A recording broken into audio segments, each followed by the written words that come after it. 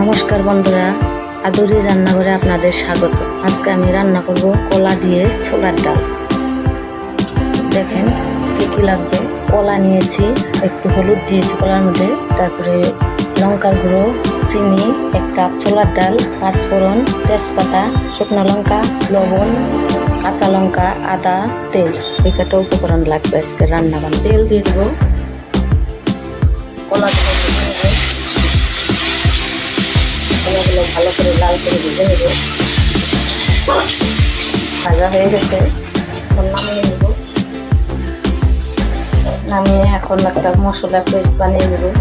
গোটা ধনিয়া, গোটা জিরে, এলাচ দিয়ে বেটে নেব। পেস্টটা বানানোর জন্য গোটা জিরে, ধনিয়া বাটা, লঙ্কার গুঁড়ো, হলুদ গুঁড়ো, জল করে দিয়ে নাড়াচাড়া করে নেব।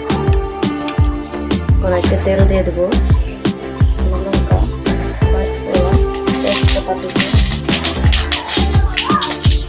কাঁচা লঙ্কা, আদা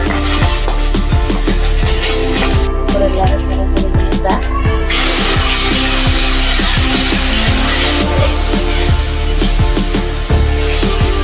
তাও এসেছে ভেজে রাখা কলাগুলো দিয়ে করে নাড়াচাড়া করে নেব। ডালগুলো দিয়ে